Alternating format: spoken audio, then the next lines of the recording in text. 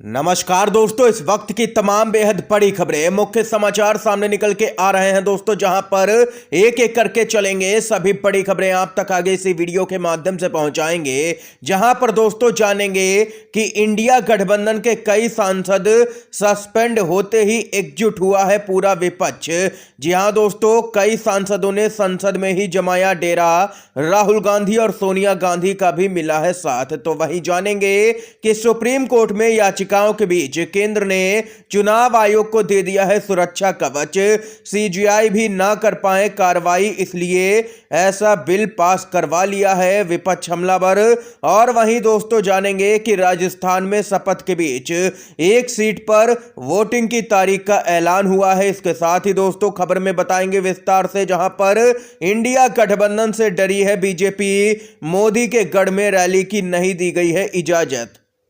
इसी प्रकार की दोस्तों तमाम बेहद बड़ी खबरें आप तक आगे इसी वीडियो में पहुंचाएंगे। खबरों की तरफ बढ़ने से पहले दोस्तों, अगर आप लोग भी यही मानते हैं कि चुनाव बैलेट पेपर के जरिए होना चाहिए, तो अभी इस वीडियो को लाइक कीजिएगा और कमेंट बॉक्स में जय हिंद जय भारत जरूर ही कमेंट कीजिएगा। जो पहली बड़ी खबर आ रही है बताते चलें।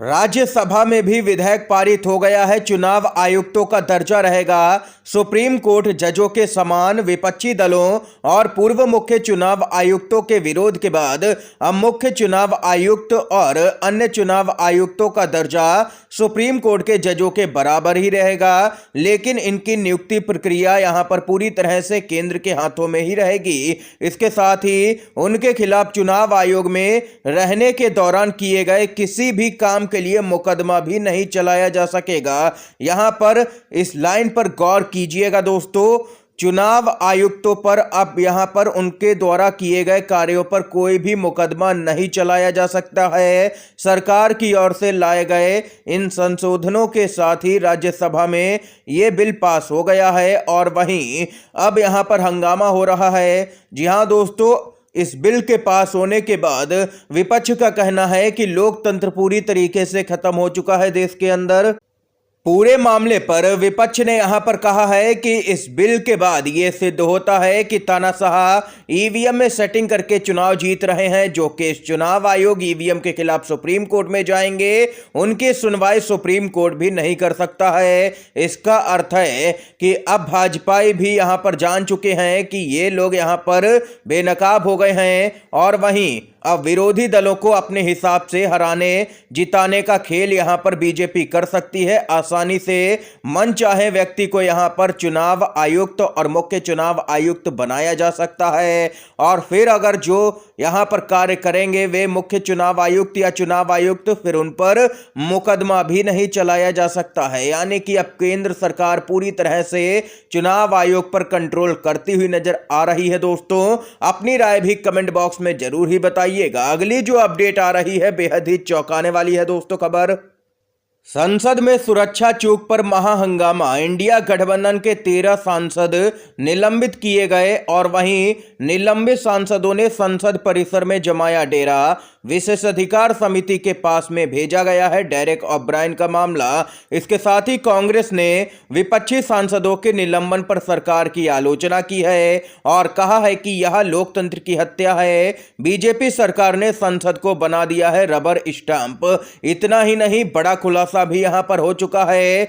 यहां पर बताते चलें कि कांग्रेस के नेता ने खुलासा किया है कि आईटी सेल में काम कर चुका है आरोपी बीजेपी सांसद का है करीबी। हमारे पास सबूत है। कांग्रेस के नेता एम लक्ष्मण ने कहा है कि दर्शक दीर्घा से मुख्य हॉल में कूदने वाला मनोरंजन बीजेपी मैसूर कोडगू सांसद प्रताप सिम्हा का बहुत ही करीबी था। उसने यहां पर उनके साथ में कई मीटिंगें भी की हैं। इतना ही नहीं दोस्तों, श्रीनिवास बीबी जो कि कांग्रेस के ही नेता हैं, उन्होंने यहां पर ट्वीट किया और कहा कि भारत की संसद में घुसपैठ को यहां पर 2 दिन होने को हैं। प्रधानमंत्री खामोश हैं, गृह मंत्री खामोश हैं, दिल्ली पुलिस खामोश है, जिम्मेदार बीजेपी सांसद लापता है, मीडिया में सन्नाटा छाया हुआ है।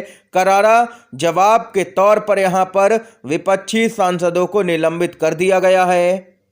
और वहीं संसद की सुरक्षा में चूक होने पर अगर विपक्ष गृह मंत्री अमित शाह का जवाब चाहता है तो ये एक जायज मांग है, लेकिन इस मांग के बदले अगर 13 सांसद सस्पेंड कर दिए जाएं तो ये बात चौंकाने वाली है। साफ है कि सरकार इस मामले में भाजपा के सांसद प्रताप सिम्हा पर पर्दा डालना चाहती है। प्रताप सिम्हा, जिन्होंने आरोपियों को लोकसभा गैलरी का पास उपलब्ध करवाया था, वो इस घटनाक्रम में एक अहम कड़ी हैं, लेकिन उन पर कोई भी कार्रवाई नहीं की गई।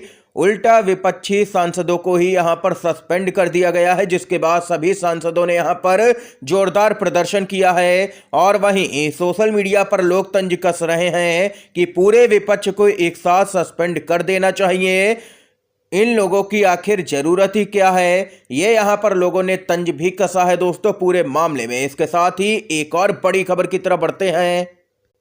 राजस्थान से दोस्तों खबर सामने निकल के आ रही है। कांग्रेस ने करणपुर सीट से उम्मीदवार का ऐलान किया है। दिवंगत विधायक के बेटे रुपिंदर कुन्नर को दिया है टिकट। जी हां दोस्तों, कांग्रेस ने राजस्थान के श्रीगंगानगर जिले की करणपुर विधानसभा सीट के लिए अपने उम्मीदवार की घोषणा कर दी है। पार्टी ने यहां से दिवंगत विधायक गुरमीत सिंह कुन्नर के बेटे रुपिंदर सिंह कुन्नर को टिकट दिया है। रुपिंदर सिंह ने अपना नामांकन पत्र दाखिल कर दिया है। बताते चलें, करणपुर सीट पर 5 जनवरी को मतदान और 8 जनवरी को मतगणना होगी। राजस्थान विधानसभा चुनाव से ठीक पहले 19 नवंबर को कांग्रेस उम्मीदवार गुरमीत सिंह कुन्नर के निधन के बाद करणपुर विधानसभा सीट पर चुनाव स्थगित कर दिया गया था। इसके बाद राजस्थान की 200 में से 199 सीटों पर 25 नवंबर को चुनाव हुआ था। और वहीं इस बीच यहां पर एक जो बची हुई सीट थी उसको लेकर के भी यहां पर कार्यक्रम जारी कर दिया गया। तो वहीं जो अगली खबर आ रही है दोस्तों उसकी तरफ बढ़ते हैं। इंडिया गठबंधन से डर गई है बीजेपी। नीतीश कुमार की वाराणसी में होने वाली रैली स्थगित हो गई है। जेडीयू ने प्रशासन पर इजाजत नहीं देने का आरोप लगाया है। बिहार के मुख्यमंत्री नीतीश कुमार की प्रधानमंत्री नरेंद्र मोदी के संसदीय क्षेत्र वाराणसी के रोहनिया में 24 दिसंबर को होने वाली रैली को स्थगित कर दिया गया है। जेडीयू ने प्रशासन पर नीतीश कुमार की रैली के लिए इजाजत नहीं देने का आरोप लगाते हुए बीजेपी पर जोरदार हमला बोला है। बिहार सरकार के ग्रामीण और संसदीय कार्य मंत्री और जेडीयू के वरिष्ठ नेता श्रवण कुमार ने बताया है कि प्रशासन से अनुमति नहीं मिलने के कारण नीतीश कुमार की सभा स्थगित कर दी गई है। उन्होंने इसे लोकतंत्र की हत्या बताते हुए कहा है कि जिस कॉलेज के मैदान में सभा होनी थी उसके प्रबंधक को भी धमकियां दी जा रही हैं। इतना ही नहीं, जेडीयू के नेता श्रवण कुमार ने आगे कहा है कि बीजेपी सरकार नीतीश कुमार की लोकप्रियता से घबराई हुई है और अब जेडीयू जनता के बीच में जाएगी और अपनी बात रखेगी। अब जनता कहेगी तो सभा होगी। उन्होंने कहा है कि बीजेपी सरकार नीतीश कुमार की रैली से घबरा गई, इसलिए जानबूझ करके रैली की इजाजत नहीं दी गई बीजेपी सरकार की तरफ से। ये यहां पर जेडीयू ने गंभीर आरोप लगाया है। देख सकते हैं कि इंडिया गठबंधन के जो नेता है नीतीश कुमार, वे अपनी रैली पीएम मोदी के संसदीय क्षेत्र में करना चाहते थे, लेकिन उनकी रैली को ही इजाजत नहीं मिली, ऐसा यहां पर जेडीयू ने आरोप लगाया है, जिसके कारण यहां पर जो रैली होनी थी उसको ही स्थगित करना पड़ा है। किस कदर बीजेपी के अंदर इंडिया गठबंधन का डर है, इससे आप लोग स्पष्ट तौर पर समझ ही सकते हैं। दोस्तों अगली जो खबर आ रही है उसकी तरफ बढ़ते हैं। यूपी कांग्रेस की तरफ से खबर आ रही है दोस्तों, 20 दिसंबर को सहारनपुर से शुरू हो रही है यूपी जोड़ो यात्रा।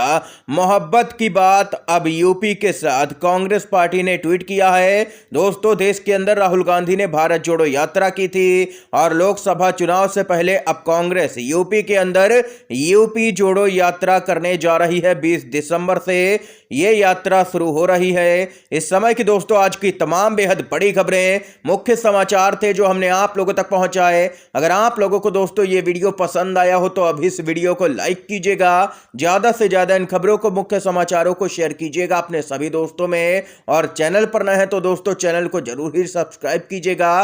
वीडियो देखने के लिए आप सभी दोस्तों का बहुत बहुत धन्यवाद। जय हिंद, जय भारत।